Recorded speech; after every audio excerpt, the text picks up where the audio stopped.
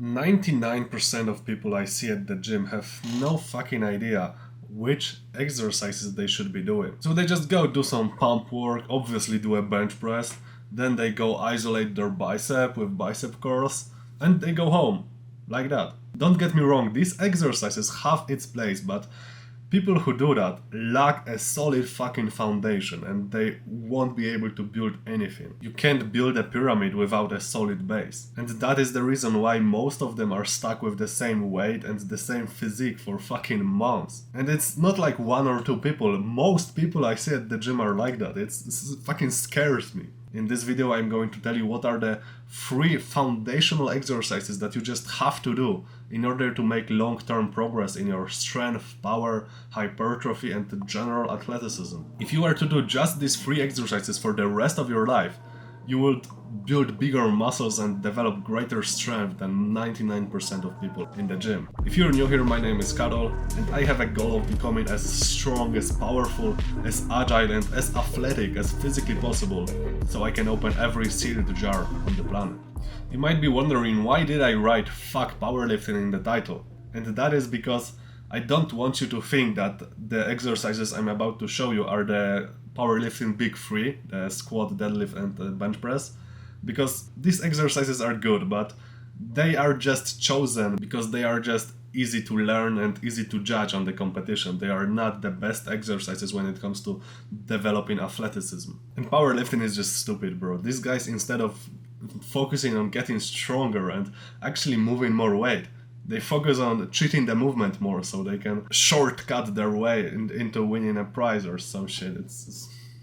Okay, so without further talking, the 3 foundational exercises are 1. Compound push movement. What do I mean by that? Compound. So it must use multiple joints. It can't isolate the muscle. It has to use a pushing pattern. Doesn't matter if it's vertical or horizontal. And it has to be easily loadable. So that means there has to be a way to safely and comfortably load that exercise. So there is basically an infinite way of progressing. And the examples of such exercises are, for example, military press, an incredible exercise that trains your shoulders, upper chest, even your triceps and your upper back while stabilizing the bar over your head. It also trains the stability in your legs and in your core, so infinite benefits here. The second example exercise are weighted dips, also an incredible exercise, trains your whole upper body. Some people call it even an upper body squat. And the third example exercise are the weighted push-ups. And the reason why I tell you to do weighted push-ups instead of bench press, for example, is because bench press really isolates your chest. And it's not a bad thing if you want to grow your chest or make it really strong, but trust me, weighted push-up has just a lot more benefits when it comes to general athleticism in your whole body. And the best setup for those is with your feet elevated and your hands on the rings, so you can really get that stretch and load it safely and comfortably with the weighted belt on your chest. And you can also obviously pick every variations of these example exercises. The second fundamental exercise is a pulling compound movement.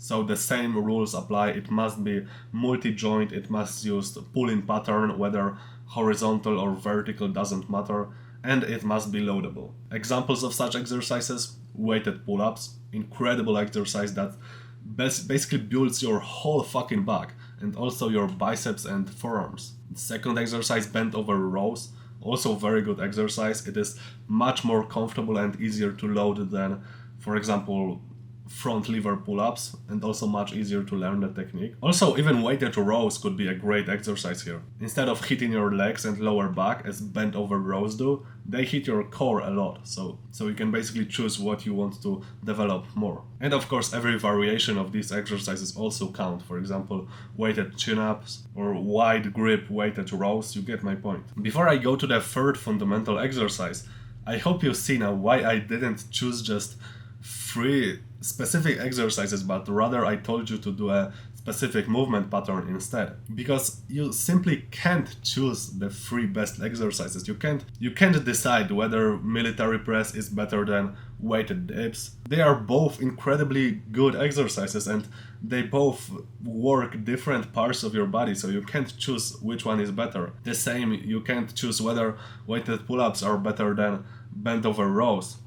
Or wait, actually you can. Weighted pull-ups are just goated, but you can't choose whether bent over rows are better than weighted rows, because they just work differently, you know, and they are both great. So the best way, honestly, is choosing one exercise from this pattern of movements, and then after like 4 to 6 weeks, when you do a deload week, just switch them out to a different exercise. And this way you will be progressing with different exercises every 1 or 2 months, and you will build really ultimate strength in your body that will transfer very well to whatever you do. You won't be just strong at one specific exercise, you will be strong at every single movement pattern. So the most important thing is to just make sure there is always at least one exercise from these two categories in your training program. Okay, so let's go to the third and final exercise, and it is a hip hinge movement. Don't think I'm giving you a specific exercise here, it's also a movement pattern.